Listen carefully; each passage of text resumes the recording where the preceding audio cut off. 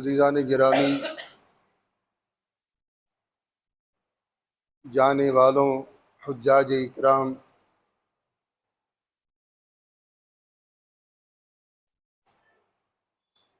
میرے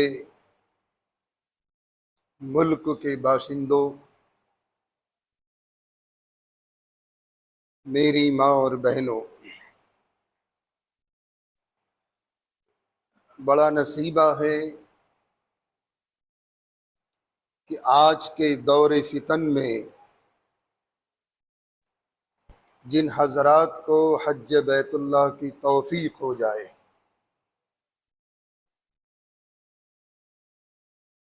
ورنہ ہمارے ایمان کو سلب کرنے کے لیے،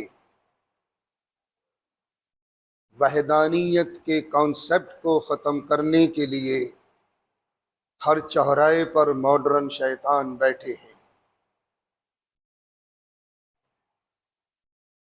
سب سے پہلے میری طرف سے ان تمام حضرات کو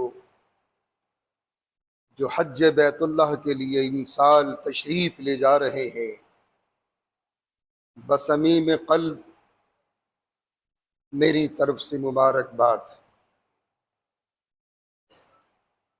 بارگاہ قدسی میں دعا گو ہوں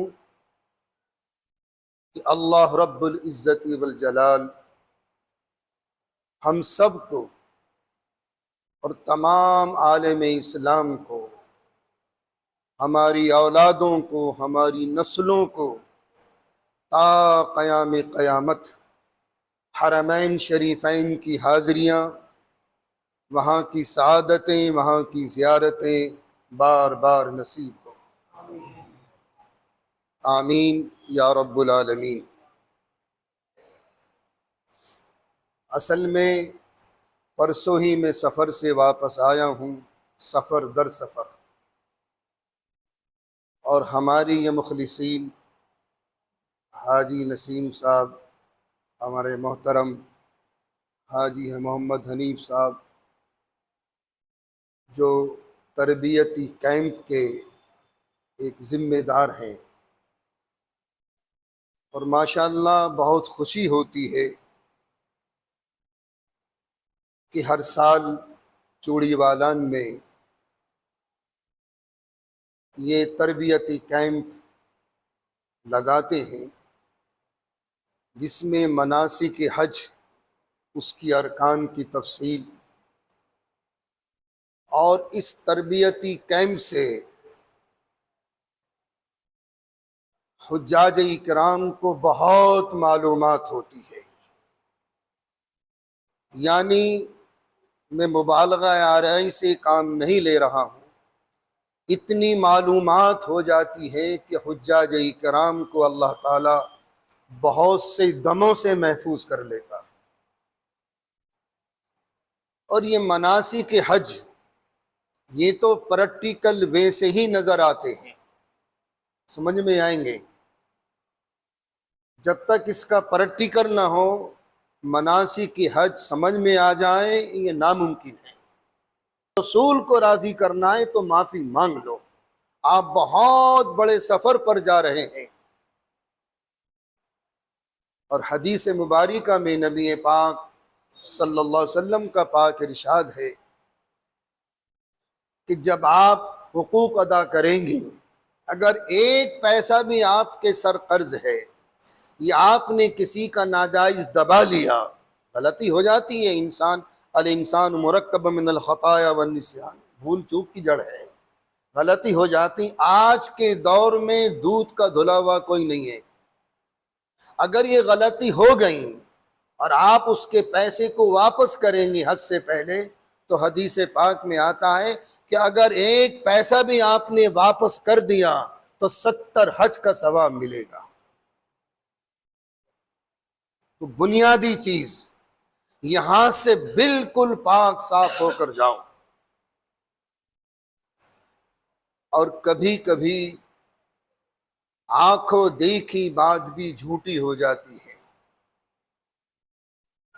بدگمانیاں، کسی کے تعلق سے بدگمانیاں رکھنا، خواہ مخواہ بہت بڑا گناہ ہے۔ ان بعض الظن اسم، کسی کے تعلق سے برا گمان رکھنا بہت بڑا گناہ ہے۔ بدگمانیاں اپنی دل و دماغ سے نکالو، اس قلب کو صاف کرو، اس باطن کو صاف کرو، اس کو مجلہ کرو، اس کو مزکہ کرو۔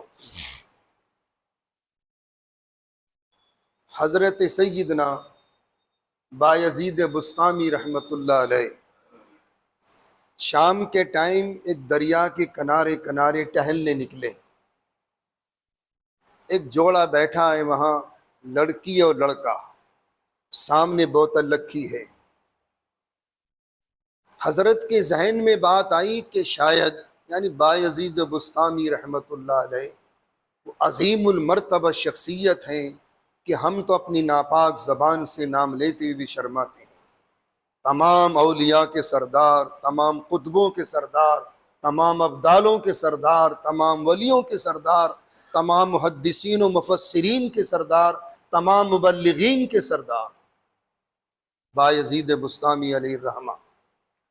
خیال آیا کہ شاید اس میں شراب ہے، اس بوتل میں شراب ہے، اور سورج ڈوبنے کا انتظار کر رہا ہے یہ جوڑا۔ ہو سکتا ہے کہ سورج ڈوبنے کے بعد اندھیرا ہو جائے، یہ شراب پی کے کسی گناہ کے اندر مبتلا ہو۔ یہ بدگمانی پیدا ہوئی، کن کو؟ بایزید بسطامی رحمۃ اللہ علیہ کو۔ جب شیخ ان بچوں کے قریب سے گزرے تو اس بچے نے کہا حضرت یہ میری سگی بہن ہے اور میں اس کا سگا بھائی ہوں، اس بوتل میں شراب نہیں زمزم کا پانی ہے، ہم دونوں سورج کے ڈوبنے کا انتظار کر رہا ہے، ہم دونوں روزے سے ہیں، افطار کے انتظار میں بیٹھے ہیں۔ اس زمانے میں کہاں گھڑیاں گھنٹال تھے، آج تو میاں اتنی ڈیجیٹل دنیا فاسٹ ہو چکی ہے کہ ہر چیز آپ کے موبائل میں موجود ہے۔ بایزید بسطامی رحمۃ اللہ علیہ کی آنکھوں سے آنسو، زاروں قطار آنسو۔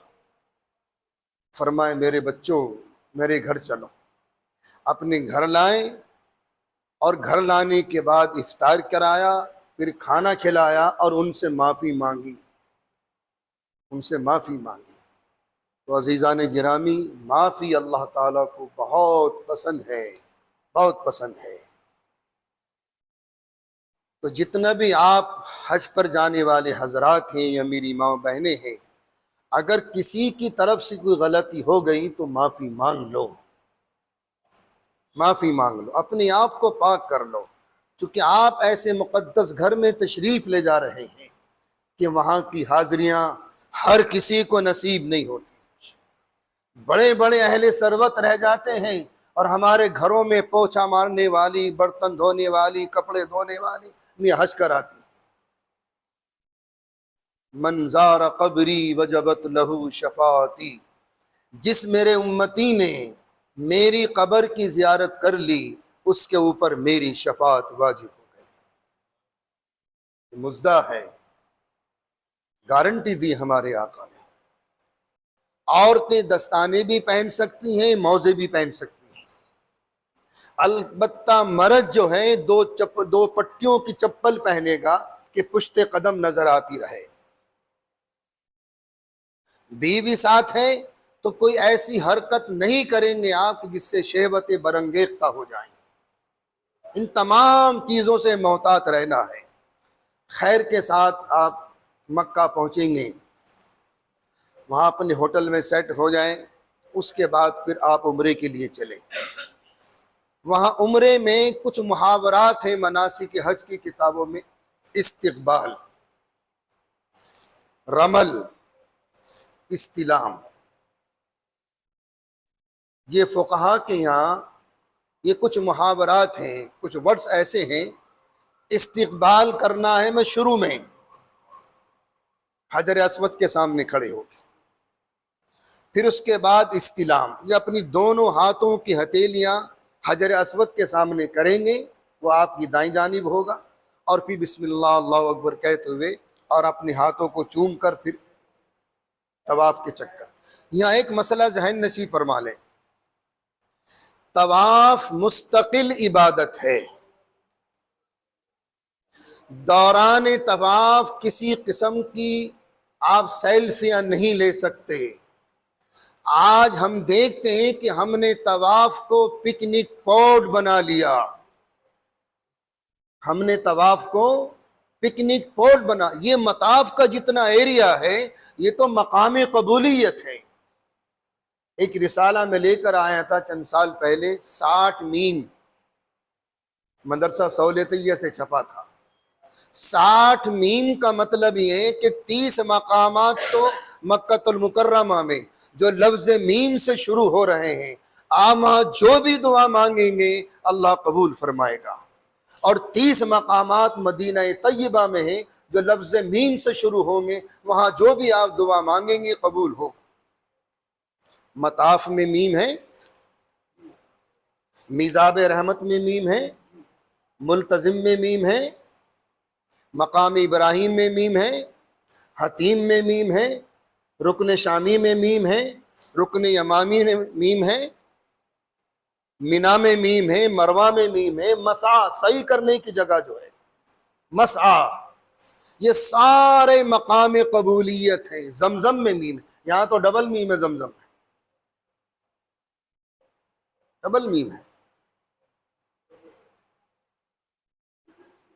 اس مطاف کو پکنک پاٹ مت بناؤ، یہ طواف مستقل عبادت ہے۔ جب آپ 7 پھیرے لگاؤ گے، 7 چکر لگاؤ گے، 7 شوط لگاؤ گے، 7 راؤنڈ لگاؤ گے، تو اس سارے راؤنڈوں میں آپ کو نیچی نگاہ کر کے، اگر مناسک کے حج کی وہ کتاب آپ کے ہاتھ میں ہے تو ہر چکر کی دعا اس کے اندر موجود ہے، پڑھتے رہیں۔ جو زبان بھی آپ جانتے ہیں سب زبانوں میں آ چکی ہیں آج کی کتابیں، نہیں تو ربنا آتینا، نہیں تو تیسرا کلمہ، یہ بھی نہیں تو میاں نیچی نگاہ کر کے دعائیں مانگتے رہو۔ چونکہ اصل میں ایک حدیث مبارکہ میں آتا ہے، خمس من العبادہ، 5 چیزوں کو دیکھنا عبادت ہے۔ النظر الی المصحف، کلام پاک کو دیکھنا عبادت ہے۔ النظر الی الکعبہ، خانہ کعبے کو دیکھنا بھی عبادت ہے۔ تو جب اس کا دیکھنا عبادت ہے، اس کا چکر لگانا کتنی بڑی عبادت ہوگی۔ نیچی نگاہ کر کے بار بار دوران طواف خانہ کعبے کو بھی نہیں دیکھ سکتے، نیچی نگاہ کر کے آپ چکر کاٹتے رہو۔ کیونکہ اصل میں خانہ کعبے کا چکر کاٹنے کا مطلب جانتے ہیں کیا ہے؟ اللہ تعالیٰ کی تجلیات ہمہ وقت خانہ کعبے پر مرکوز رہتی ہیں، اور تجلی اللہ کی ذات سے نکل رہی ہے، تجلی اللہ کی ذات سے نکل رہی ہے جو اس کی صفت ہے، تو گویا کہ ہم اللہ کی ذات کا ہی طواف کر کے آتے ہیں۔ اس کا خیال رکھیں، کوئی سیلفی نہیں، کوئی فوٹوگرافری نہیں۔ ہاں جب فارغ ہو جائیں چاہے کتنے فوٹوگرافری کرو، آپ سارے حرم کی لے لو، سارے مطاف کی لے لو، سارا مروہ کی لے لو، سارے جتنے بھی مقامات ہیں صفا کی لے لو، چاہے جتنی لے لو، لیکن دوران طواف سیلفی مت لینا، خدا کے واسطے اس کو پکنک پاٹ مت بناؤ۔ اس کا خیال رکھو کہ آپ کہاں کھڑے ہیں، آپ کا مقام کیا ہے، آپ اللہ کے دربار میں کھڑے ہو، اللہ کے چوکھٹ پر آپ کھڑے ہو، اللہ کی دہلیز پر آپ کھڑے ہو۔ اگر ٹھوکر مار دی تو کیا ہوگا؟ اگر ٹھوکر لگ گئی تو کیا ہوگا وہاں؟ حضرت شیخ جلال الدین سیوطی رحمۃ اللہ علیہ طواف کر رہا۔ آج کے زمانے میں تو طواف بہت آسان ہے، تمہارا مطاف بھی ایئر کنڈیشن، تمہارے ہوٹلس بھی ایئر کنڈیشن، تمہارا مینا بھی ایئر کنڈیشن، یہاں تک کہ عرفات بھی ایئر کنڈیشن ہو گیا۔ اب تو تمہاری بسیں، اب کوئی دقت نہیں ہے۔ اس زمانے میں کنکریاں پڑی ہوئی ہوتی، چھالے پڑ جاتے تھے تلووں میں طواف کرتے کرتے۔ تو حضرت شیخ جلال الدین سیوطی رحمۃ اللہ علیہ طواف فرما رہے ہیں، لبیک اللہم لبیک، یہ تلبیہ ترانہ ہے حاجیوں کا، نیت کرتے ہی یہ تلبیہ شروع، پیچھے سے ایک بڑے میاں بھی کر رہے ہیں لبیک اللہم لبیک، آواز آئی لا لبیک، میرے بندے تیری حاضری قبول نہیں، بھاگ جائیں یہاں سے۔ یہ جلال الدین سیوطی رحمت اللہ علیہ اپنی کانوں سے سننا ہی آواز، ایک دن ہوا، 2 دن ہوئے، 3 دن ہوئے، 30 دن مسلسل ہو گئے لا لبیک کی آواز سنتے ہوئے۔ 30ویں دن پوچھا ان بڑے میاں سے، بڑے میاں بھاگتی کیوں نہیں یہاں سے؟ جاؤ یہاں سے، بھاگو، جب تمہاری حاضری قبول نہیں تو بھاگو یہاں سے۔ رو پڑے۔ ارشاد فرمایا جلال الدین، آپ کا نام جلال الدین سیوطی ہے، وہی در منصور کا مصنف؟ جی حضرت میں وہی ہوں۔ جلال الدین یہ بتاؤ اس چوکھٹ کو چھوڑ کر جاؤں کہاں، کہاں مجھے پناہ ملے گی؟ یہ کہتے کہتے رو پڑے اور روتے روتے سو گئے۔ رات کا وقت تھا، دونوں وہیں سو گئے۔ خواب میں اللہ کا دیدار ہوا جلال الدین سیوطی رحمت اللہ علیہ۔ بحالت بیداری، اس دنیا کی حدود میں اللہ کا دیدار ناممکن، امپاسبل، اور بحالت خواب اللہ کا دیدار ممکن ہے۔ موسیٰ علیہ نبینا علیہ السلام جیسی جلال عظیم الشان پیغمبر آپ کی تجلیات کو برداشت نہیں کر سکے، وہ بھی 70,000 پردوں کے پیچھے سے چن کر وہ تجلی آ رہی تھی کوہ طور پر۔ اب ذہن میں سوال آ سکتا ہے کہ ہمارے آقا تو معراج پر تشریف لے گئے، وہاں تو براہ راست اللہ سے گفتگو ہے عرش پر بیٹھ کر۔ معراج ایک کائناتی سفر ہے، اور جہاں ہمارے آقا تشریف لے گئے وہ دنیا کی حدود سے الگ ہے، وہ آخرت کی منزلوں میں سے ایک منزل ہے، وہاں اللہ کا دیدار یقینی ہے۔ جنت میں ہوگا نہیں اللہ میاں کا دیدار، دنیا میں نہیں ہو سکتا۔ یہاں ایک بات اور ذہن نصیب فرما لیں، سدرۃ المنتہا یہ 7ویں آسمان پر ایک بارڈر لائن ہے، LOC، لائن آف کنٹرول۔ حضرت سیدنا جبرائیل امی علیہ السلام اس سے آگے نہیں بڑھ سکتے۔ شب معراج میں جب آپ اس بارڈر لائن پر پہنچے تو آقا سے ارشاد فرمایا یا رسول اللہ، آپ اللہ کی حضور میں تشریف لے جا رہے ہیں، میری ایک عرضی لگا دیجئے۔ فرمایا جبرائیل کیا ہے؟ کہ یا رسول اللہ میرے بازوؤں کو اللہ قیامت کے دن اور لمبا کر دے۔ ارشاد فرمائے جبرائیل آپ کے تو بازو آلریڈی پہلے اتنے لمبے ہیں، ایک بازو حضرت جبرائیل کا اتنا بڑا ہے، اس دنیا میں ڈال دیں پوری دنیا کو ڈھانپ لیں، اور ایسے ایسے 650 بازو ہیں جبرائیل امی علیہ السلام کے، 650 بازو۔ ارشاد فرمائے یا رسول اللہ جب قیامت کے دن اللہ میرے بازوؤں کو لمبا کر دے گا تو پل صراط پر اپنے بازوؤں کو بچھا کر آپ کی امت کو پار کروں گا۔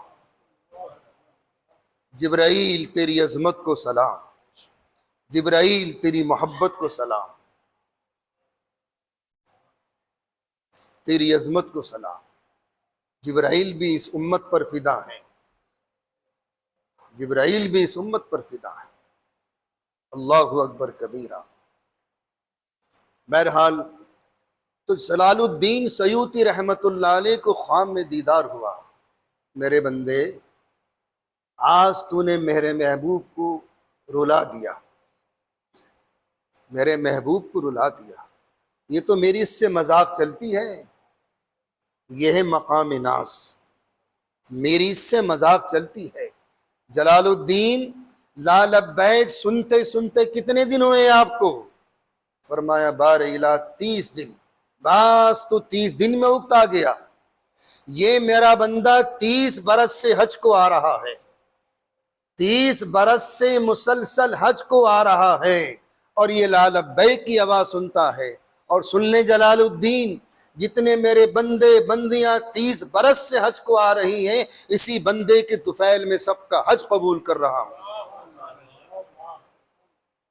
سب کا حج قبول کر رہا ہوں۔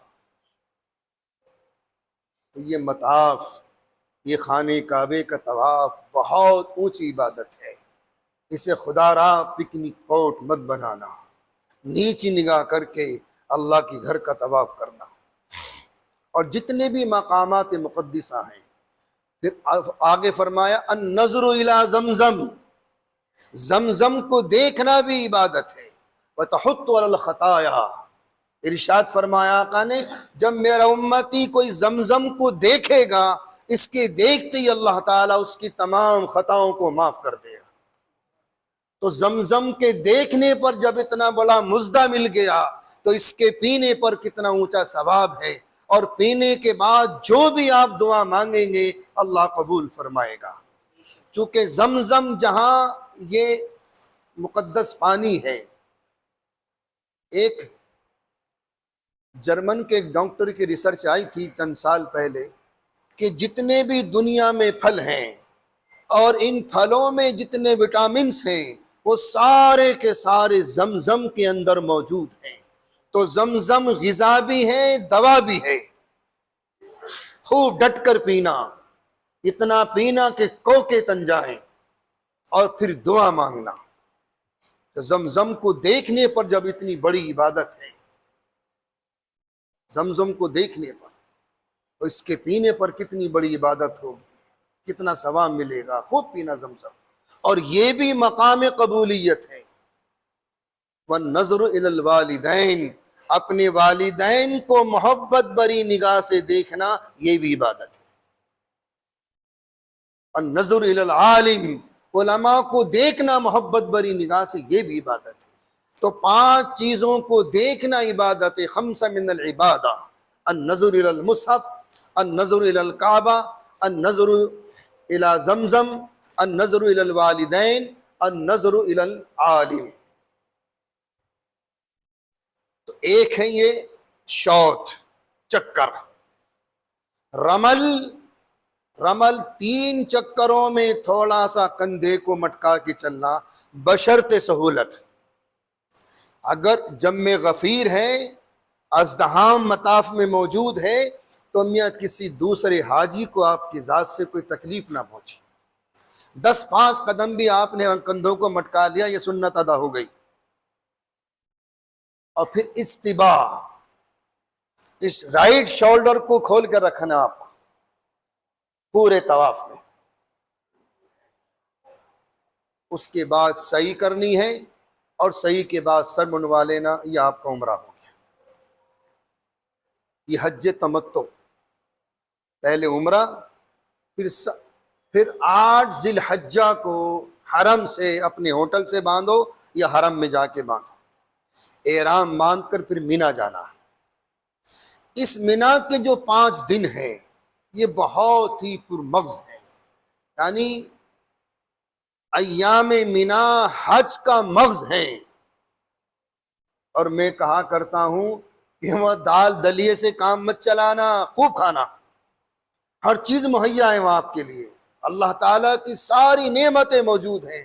کھاؤ گے تو دم آئے گا، اور جب دم ہوگا تو آپ کام کریں گے۔ ایام مینا 5 دن یہ اصل حج کا مغز ہے۔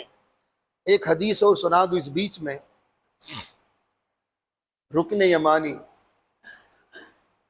سیدنا حضرت عبداللہ ابن عباس رضی اللہ تعالیٰ عنہما ارشاد فرماتے ہیں کہ آقا نے ارشاد فرمایا جب میں رکن یمانی کے پاس آتا تھا تو ایک فرشتے کے آمین کی آواز سنتا تھا، آمین آمین۔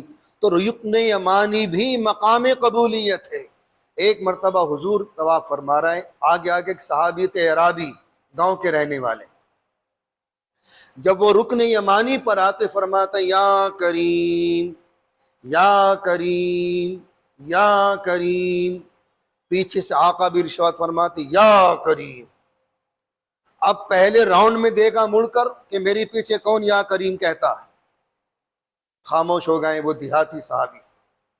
پھر دوسرے راؤنڈ پر دیکھا، پھر مڑ کر دیکھا، پھر تیسرے پر دیکھا، تو ارشاد فرمایا اے خوبصورت چہرے والے، اے کبھی اس حضور کو دیکھا نہیں تھا، بن دیکھے ایمان لائیں، اے خوبصورت زلفے والے، اے نورانی چہرے والے، اے خوبصورت قد و قامت والے، آج میرے نبی میرے پاس ہوتے تمہاری شکایت کرتا،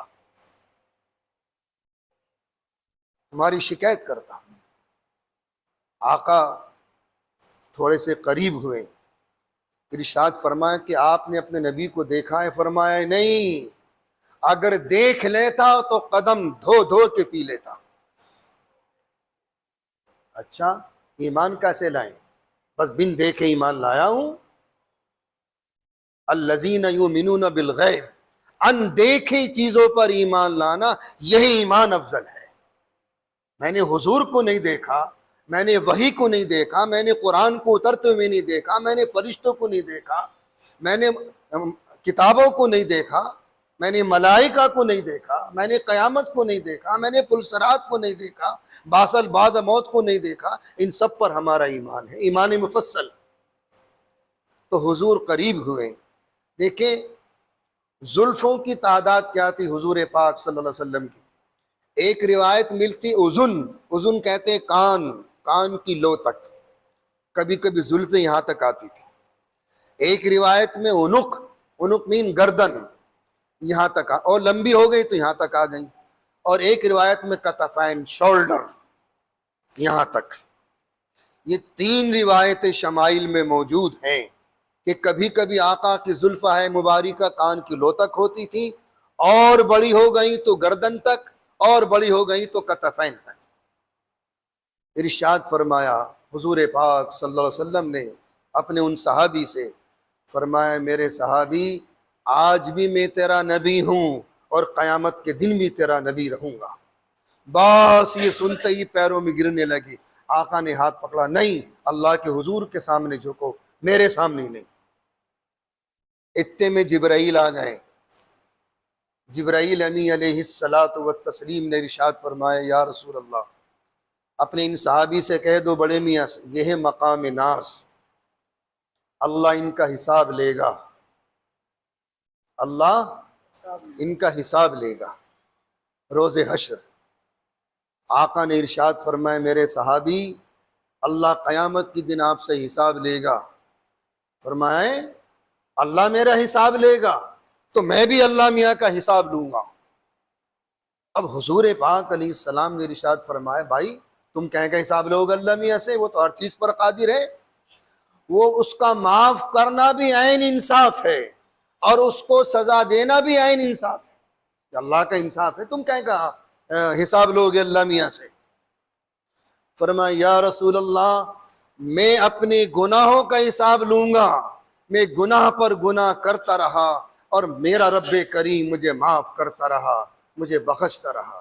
میں اپنی بخیلی کا حساب لوں گا کہ میں بخیلی کرتا رہا، اللہ میاں میرے اوپر فیاضی کے دروازے کھولتا رہا۔ آقا اتنے روئیں کہ جبرائیل پھر دوسری مرتبہ تشریف لائیں۔ ارشاد فرمایا یا رسول اللہ اتنا مت روئیں، آپ کے رونے نے تو آسمانوں کے ملائکہ کی تسبیح بند کر دی، ملائکہ رک گئے تسبیح پڑھتے پڑھتے آپ کے رونے سے۔ اور فرمایا یہ تو مقام ناز ہے، اللہ میاں چھیڑ خانی کر رہا تھا اس بندے سے، اور فرمایا خوشخبری سنا دو کہ میں قیامت کے دن آپ کو اس کے ساتھ جنت میں رکھوں گا، اس صحابی کو آپ کے ساتھ جنت میں رکھوں گا، یہاں بھی آپ نبی ہوں گے اور جنت میں بھی آپ نبی ہوں گے۔ سنا دو ان کو مژدہ، ان کو مژدہ سنا دو۔ یہ مقام مطاف جو ہے بہت مقدس سرزمین ہے، وہ ایریا جہاں طواف ہوتا ہے، وہاں تو جو بھی مانگو گے اللہ قبول فرمائے گا۔ مینا میں پہنچ کر 8 ذی الحجہ کو فجر پڑھیں گے، ظہر پڑھیں گے، عصر پڑھیں گے، مغرب پڑھیں گے، عشاء پڑھیں گے، پھر فجر پڑھیں گے 9 ذی الحجہ کو۔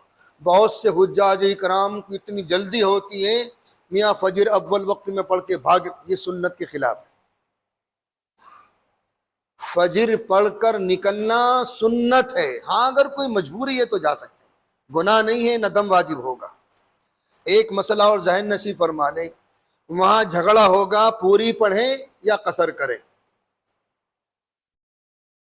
یہ بہت جھگڑا ہوتا ہے وہاں، خاص کر کے ایام مینا میں۔ دیکھیے اگر آپ کا قیام مکے میں 15 دن سے زیادہ کا ہے تو آپ پوری پڑھیں گے، 15 دن سے کم کا ہے تو آپ قصر کریں گے، ختم مسئلہ۔ نہ کسی سے لڑنا نہ جھگڑنا، اور حتی الامکان جتنے بھی آفاقی حجاج کرام ہیں، جتنے بھی اجمی حجاج کرام، خاص کر کے ہندوستانیوں کو تو تقریباً 1 مہینہ مکے میں رکھتے ہی ہیں۔ کیوں حاجی جی؟ تقریباً 1 مہینہ قیام رہتا ہے جی، تو قصر تو ٹوٹ گیا آپ کا، پوری پڑھیں گے، ٹھیک ہے۔ اس کے بعد آپ پھر انشاءاللہ خیر کے ساتھ پہنچو گے عرفات 9 ذی الحجہ کو۔ اگر مسجد نمرہ کی جماعت سے جماعت نماز مل گئی آپ کو تو سونے میں سہاگا، ٹھیک۔ اگر اپنے اپنے خیموں میں ظہر میں ظہر پڑھیں گے، عصر میں عصر پڑھیں گے، ٹھیک ہے۔ خیموں کے اندر جمع بین الصلاتین نہیں کر سکتے، یہ صرف مسجد نمرہ کا حکم ہے، امام کے ساتھ۔ اپنے خیموں میں پہنچو گے تو ظہر میں ظہر کی ظہر میں پڑھو گے، عصر کی عصر میں پڑھو گے۔ خیر کے وقوف عرفہ یہ حج کا رکن اعظم ہے۔ اگر چند لمحات بھی آپ نے وقوف عرفہ کر لیا، وقوف کے معنی کھڑا ہونا، کھڑا ہونا، ٹھہرنا، کھڑا ہونا، ٹھہرنا، قیام عرفہ، وقوف عرفہ، تو تھوڑی دیر کے لیے اپنے خیموں سے باہر نکل کر کھڑے ہو کر دعا مانگ لینا۔ جتنی دعائیں مانگی جائیں مانگو، جتنی بھی مانگی جائیں۔ اس کے بعد ایک اور حدیث میں آپ کے سامنے نقل کر دوں، ہم یہاں سے فرمائش کرتے ہیں میرے لیے یہ سوغات لے کر آنا، میرے یہ سوغات لے کر آنا، نہیں، میری آپ حضرات سے درخواست ہے، اگر یہ مسجد حوض والی چوڑی والان کا طالب علم آپ کو یاد رہا تو عرفات کے میدان میں میرے لیے مغفرت کی دعا کر دینا۔ انشاءاللہ تو بہت کم آواز آئی، کیونکہ حدیث پاک میں آتا ہے کہ جو میرا امتی حج کو آ گیا، یا جو میری امتیہ حج کو آ گئی اور کسی کی فرمائش پر اس نے اس کے لیے دعائیں مغفرت کر دی تو اللہ تعالیٰ اس کی دعا کو قبول فرما کر اس کی مغفرت فرما دے گا۔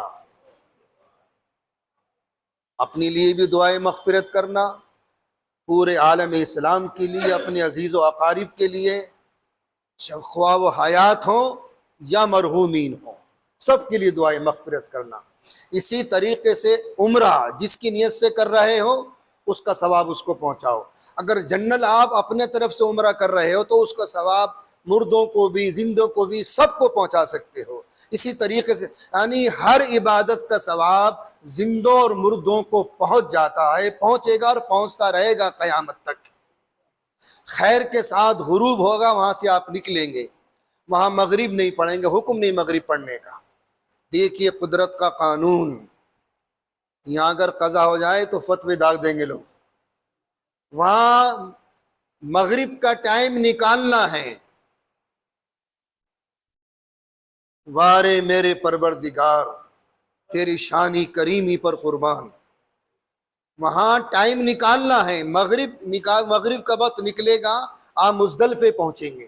مزدلفے میں جب مغرب کا وقت نکل جائے تو پہلے آپ مغرب کے 3 فرض پڑھیں گے، سنتیں نہیں، پھر عشاء کے فرض پڑھیں گے، اس کے بعد پھر سنتیں پڑھیں گے، مغرب کی، پھر عشاء کی، پھر وتر۔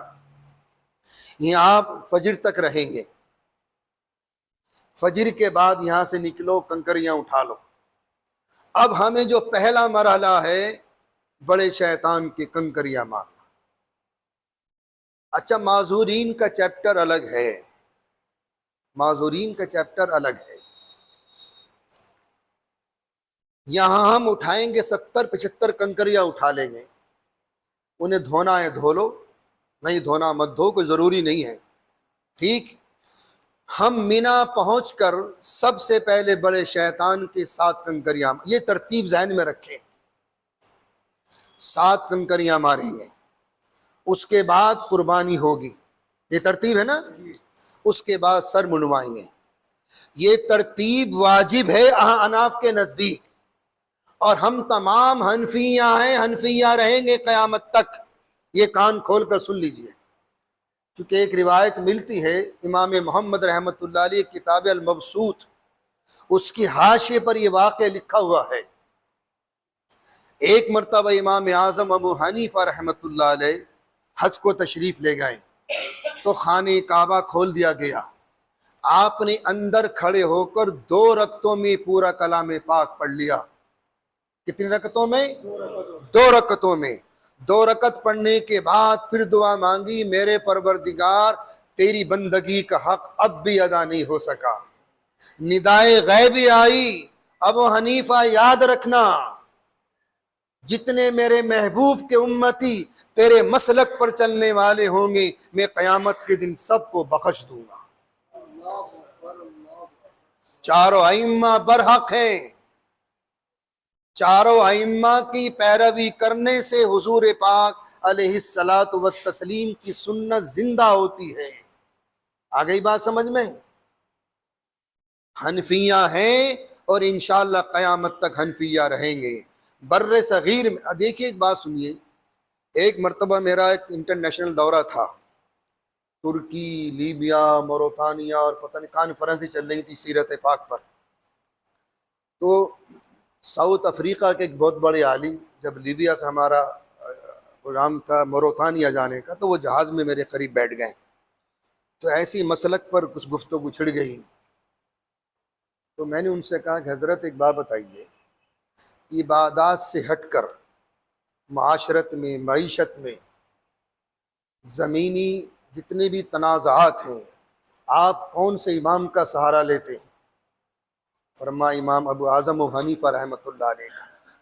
ارشاد فرمایا، بہت بڑے عالم تھے، کہ 3% دنیا امام اعظم کے مسلک کا سہارا لے کر فیصلہ کرتی ہے. 3% دنیا. تو بہرحال یہاں آپ اس ترتیب کو رکھیں گے، پہلے آپ بڑے شیطان کے کنکریاں ماریں گے، اس کے بعد قربانی کریں گے، اس کے بعد سر منڈوا دیں گے احرام کی حدود سے باہر. یہ آپ کا حج ہو گیا.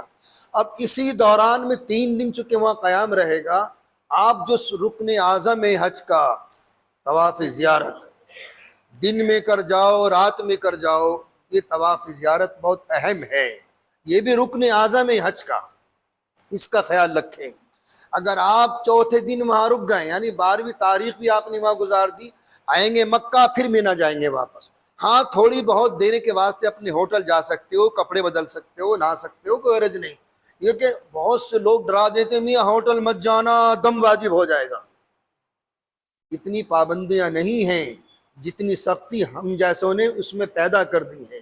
اگر آپ مینا سے آ گئے طواف زیارت کے لیے، کچھ آپ کو کام ہے، کچھ ضرورت ہے، آپ ہوٹل جا سکتے ہیں، اپنے کپڑے لے سکتے ہیں، ریال رکھے ہو تو وہاں سے ریال بھی لے سکتے ہیں اور کچھ سامان بھی لے سکتے ہیں.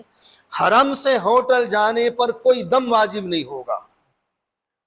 پھر یہاں سے آپ مینا واپس جائیں گے، 11-12 کی شام غروب سے پہلے پہلے مینا چھوڑ دیں گے. اور اگر آپ مینا میں رہیں، چونکہ کنکریاں مارنے کا ٹائم 24 گھنٹے ہے، 24 گھنٹے کنکریاں مارے آپ، ٹھیک ہے. اگر آپ 12 کی رات کو وہیں رک گئے تو پھر 13 کی صبح کو آپ کنکریاں مارتے ہوئے آپ مکہ پہنچیں گے. آپ مکہ پہنچیں گے. یہ آپ کا حج ہو گیا. یہ حج تمتع بہت آسان حج ہے. پھر حج افراد ہے، پھر حج قران ہے. حج قران تو خیر بہت مشکل ہو جاتا ہے، وہ عین ٹائم پر جو پہنچنے والے ہیں. ایک پیراگراف میں آپ کو سنا دوں، وہ میں نے یونیورسٹی کے دور میں پڑھا تھا جب اسٹوڈنٹس لائف تھی. دا کنگ اینڈ دا پور، میں نے ایک اسٹوری پڑھی تھی اس میں. تو اس کا آخری چیپٹر تھا as a result the bonus of the poor man become with the widows of the king. We could not differentiate between them any longer. امیر بھی مر گیا، غریب بھی مر گیا، بادشاہ بھی مر گیا، فقیر بھی مر گیا، اور سب کو قبر میں دفنا دیا. پھر ایک سیلاب آیا اور ان سیلاب نے ساری قبر کو وہ بہا لے گیا. اب چھانٹو اس میں غریب کی ہڈی کون سی ہے، بادشاہ کی ہڈی کون سی، یا امیر کی ہڈی کون سی ہے. We could not differentiate between them any longer. قیامت تک نہیں چھاڑ سکتے. میرے عزیزو، وہاں تو قبر میں اگر کام آئے گا تو اعمال صالحہ کام آئیں گے. اللہ ہم سب کو اعمال صالحہ کی توفیق عطا فرمائے. وآخر دعوانا ہاں کچھ سوال کرنا ہے تو کر لیجیے گا۔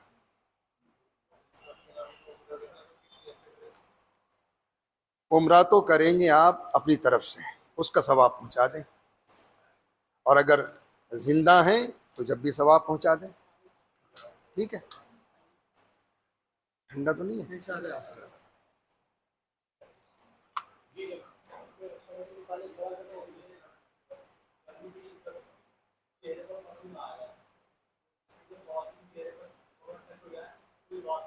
اگر بے اختیاری میں ٹچ ہو جائے تو کوئی رد نہیں، ہاں ہاں صاف کر سکتے ہیں۔ نیپکن رکھیں اپنے ساتھ میں، نیپکن رکھیں، ہاں۔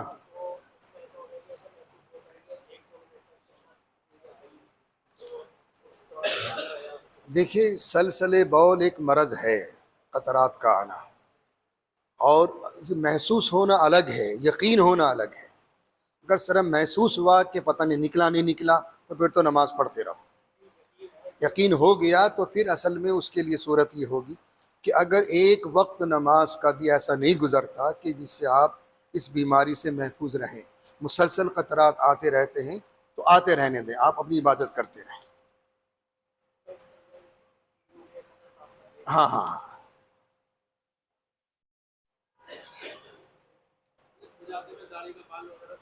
احتیاطاً، کیونکہ اگر کسی کی داڑھی لمبی ہے یا آپ سر میں کھجا رہے ہو تو بہت آہستہ کھجائیں، بال نہ ٹوٹے۔ اگر کوئی ٹوٹ گیا تو اس کے لیے صدقہ خیرات کرتے رہیں، اس سے دم واجب نہیں ہوتا۔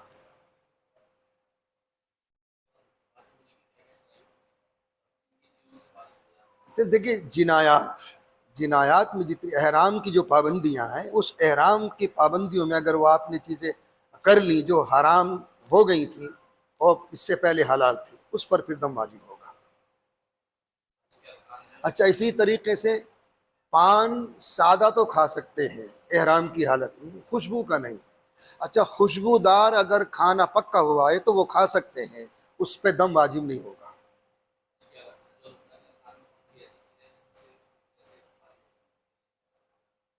کیا چیز؟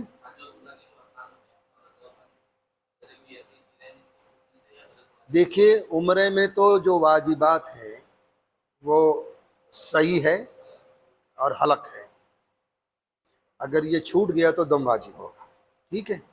اسی طریقے سے عمرے میں نیت، احرام اور طواف یہ فرض ہیں، ٹھیک ہے؟ ان میں اگر چھوٹ گیا تو پھر دوبارہ عمرہ کرنا پڑے گا، چونکہ فرض چھوٹ گیا تو وہ عبادت مکمل نہیں ہے۔ واجبات کے چھوٹنے پر دم واجب ہیں، فرض کے چھوٹنے پر دوبارہ کرنا ہے۔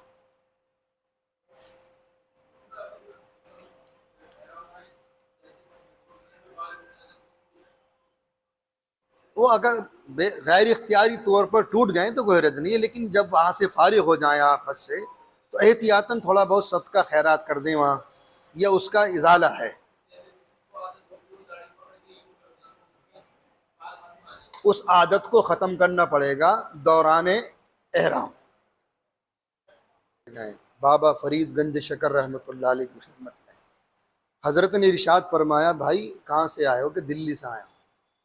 کسی کا کوئی قرضہ ہے آپ کے پاس؟ کہ ہاں جی۔ اس زمانے میں کوئی بک بینڈر تھا، ایک جلد ساز بنیا، اس کے 3 آنے ان کے سر تھے، طالب علم کے دور میں بنوائی ہوں گی جلدیں ان سے، جاؤ واپس، پہلے وہ 3 آنے واپس کر کے آؤ، جب میری خانقاہ میں آنا۔ اب کہاں پاک پٹن، کہاں دلی، سواریاں نہیں، جہاز نہیں، ٹرینیں نہیں، بس نہیں، تشریف لائیں۔ پھر اس بنیے کو ڈھونڈا اور ارشاد فرمایا، بھائی وہ 3 آنے آپ کے میرے سر سے، آپ کی، آپ 3 آنے لے لو۔ فرمایا کہاں سے آئے ہو؟ کہ پاک پٹن سے۔ ہاں سنا ہے کہ وہاں مسلمان رہتے ہیں۔ اس مسلمان کی شان تو یہ ہے اپنے قول سے، فعل سے، کردار سے، اعمال سے، اخلاق سے ایسا میسج چھوڑ کر جاؤ کہ دنیا اش اش کر کے کہنے لگے کہ واقعی یہ مسلمان ہے۔ معاف کیجئے گا، آج تو ہم نے 99% ہماری زندگیوں میں دین نہیں ہے، 1% دین ہے، وہ بھی مسجد کی حدود تک، نماز روزہ بس۔ باقی تو معاشرے میں ہم شرابی، جواری، سارے کام جوا سٹا شراب یہ وہ بےایمانی سب کچھ کر رہا ہے۔ 99% ہماری زندگیوں میں دین نہیں ہے، آل اوور ورلڈ 1% دین ہے، صرف نماز روزے تک۔ تو حضرت نظام الدین اولیاء رحمۃ اللہ علیہ خدمت میں ایک مرید تشریف لائیں اور ایک تحفہ لے کر آئیں۔ ایک تحفہ، وہ تحفہ کیا تھا؟ قینچی لے کر آئے۔ محبوب الہی تیری عظمت کو سلام۔ ارشاد فرمایا میں قینچی لے کر آئے ہو، سوئی لے کر آتے، کاٹنے والے تو بہت ہیں، سینے والا کوئی نہیں ہے۔ رشتے ناتے توڑنے والے تو بہت ہیں، جوڑنے والا کوئی نہیں ہے۔ مقصد یہ تھا جب آپ اس مقدس سفر پر جا رہے ہو تو رشتے ناتوں کو بھی جوڑ کر جاؤ، جوڑ کر جاؤ۔ ایک حدیث مبارکہ ہے حضرت شیخ عبد البر، دیکھیے آج وہ ماحول ہے، میں آپ کو بتا دوں 28 اپریل 1998 میں ایک وفد گیا تھا اسپین، جس کا تاریخی نام اندلس ہے۔ 1000 سال تک تمہاری حکومت رہی وہاں، بڑے بڑے شیخ الاسلام، بڑے بڑے شیخ الحدیث پیدا ہوئے۔ شیخ ابو عبداللہ اندلسی، علامہ ابن البر اندلسی رحمۃ اللہ علیہ، ایسے ایسی شخصیات پیدا ہوئے۔ تو اس وفد نے یہ پوچھا تھا جا کر کہ یہاں سے اسلام کیسے ختم ہوا۔ ایک جملہ کہا تھا انہوں نے کہ ہم نے یہاں کی قوم کو علماء سے بدظن کر دیا تھا۔ عزیزان گرامی، علماء سے بدگمانیاں پیدا کرنا یہ اپنے آپ کو جہنم میں دھکیلنا ہے۔ علماء سے بدگمانیاں پیدا کرنے کے لیے گروپ ہمارے یہاں بھی پیدا ہو چکا ہے۔ 1000 سال کی حکومتیں، اگر علماء نہ ہوں گے نماز کون پڑھائے گا آپ؟ مسائل کون بتائے گا آپ؟ پروفیسر نہیں بتائیں گے آپ کو مسائل، یا ڈاکٹر نہیں بتائیں گے آپ کو مسائل، ان کا پیشہ الگ ہے۔ آج وہی چلن یہاں کی ہوا میں چل گیا ہے، یہاں کی ہوا بہت لادینیت کی طرف چل گئی۔ ایک گروپ ہم میں سے ایسا پیدا ہو رہا ہے جو علماء سے بدظن کرنے کی کوشش کر رہا ہے۔ بس یہ جملہ کہا تھا اسپین والوں نے کہ ہم نے یہاں کی قوم کو علماء سے بد اعتماد کر دیا تھا۔ تو بدگمانیاں پیدا مت کرو، اور اگر 1 روپیہ بھی آپ کے پاس کسی کا حق ہے تو واپس کر دو۔ حدیث پاک میں آتا ہے کہ 6 لاکھ کا ثواب خیرات کرنے کا اتنا نہیں ملے گا جتنا ایک قرضہ آپ کے سر، اگر 1 درہم یا 1 دینار آپ کے سر قرضہ ہے، آپ نے ادھار لے رکھا ہے، اس کو واپس کرنے کا ثواب 6 لاکھ کی برابر کا ثواب ملے گا۔ تو اگر آپ کے پاس کسی کا حق ہے تو اس کو ادا کرنے کی کوشش کرو۔ یہ خواتین ایک مسئلہ اور ذہن نشین فرما لے جو جانے والی ہیں۔ اگر آپ نے احرام باندھ لیا، احرام کی نیت کر لی اور اتفاق سے مینسز شروع ہو گئے، یہ بہت نازک مسئلہ ہے اور یہ فطرت ہے خواتین کی۔ پہلی بات تو کہ آج کے میڈیکل اور ہمارے جدید فقہا نے اجازت دے دی کہ ایسی میڈیسین لے سکتی ہیں کہ تاکہ وہ رک جائیں، بشرط یہ کہ کوئی خطرات نہ ہو، کیونکہ الجسم کا حق، تمہارے جسموں کا تمہارے اوپر حق ہے۔ یہ باڈی ہماری اللہ کی امانت ہے، اس سے اتنا ہی کام لو جتنا اس میں دم خم ہے۔ الجسم کا حق، العین کا حق، الزور کا حق، الزوج کا حق، یہ ساری حدیث کے الفاظ ہیں۔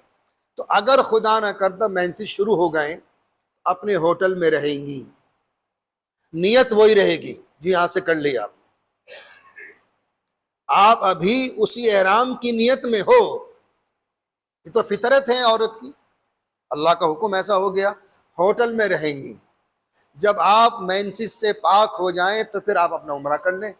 ہاں حرم تک آ سکتی ہیں، حرم کے اندر داخل نہیں ہو سکتی، حرم کے دروازے تک آ سکتی ہیں، حرم کے دروازے سے خانہ کعبے کو دیکھ سکتی ہیں، زیارت کر سکتی ہیں، اندر نہیں جا سکتی۔ بہت سے لوگ کہتے ہیں میاں حرم کے قریب بھی مت جانا، ایسا کوئی مسئلہ نہیں ہے، حرم تک آ سکتی ہو۔ ان کے جو مین گیٹ ہیں حرم کے، باب عزیز ہے، باب السلام ہے، کتنے گیٹ ہیں، ان گیٹ تک آ سکتی ہو۔ اگر دل چاہ رہا ہے تو آ جاؤ، ورنہ اپنے ہوٹل میں رہو۔ اسی نیت سے آپ عمرہ کریں گے کہ پھر نیت کرنی پڑے گی آپ کو، نیت آپ کی یہی چلے گی، نیت آپ کی یہی چلے گی۔ اور حکم دعا تو آپ کرائیے، جی فرمائیے۔ جی جی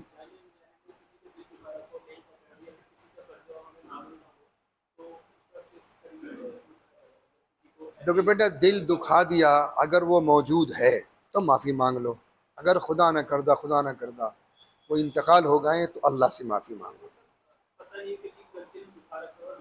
جان انجانے میں تو یہ جیسے کہ بھول چوک تو من جانب اللہ معاف ہے، ٹھیک ہے، ہاں بن جملہ دعا کر لیں میری طرف سے، جانے میں انجانے میں کسی سے کوئی غلطی میری طرف سے ہو گئی تو اللہ معاف کر دے گا۔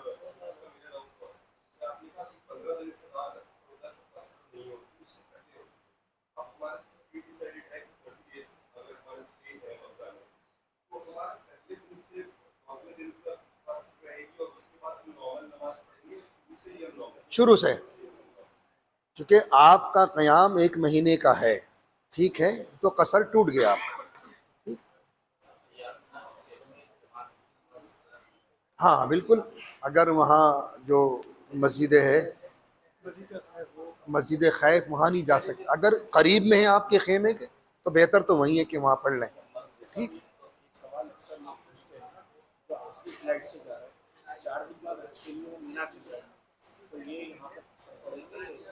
ہاں ان کے لیے مسئلہ ہے، ان کا دن 15 دن سے کم کا قیام ہے تو وہ قصر کریں گے، وہ قصر کریں گے۔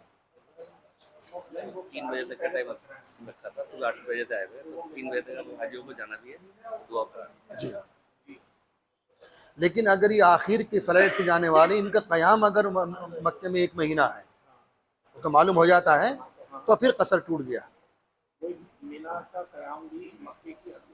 ہاں قصر ٹوٹ گیا، کیونکہ 1 مہینے کا قیام تو رہتا ہی رہتا ہے، خاص کر کے ہندوستانیوں کا۔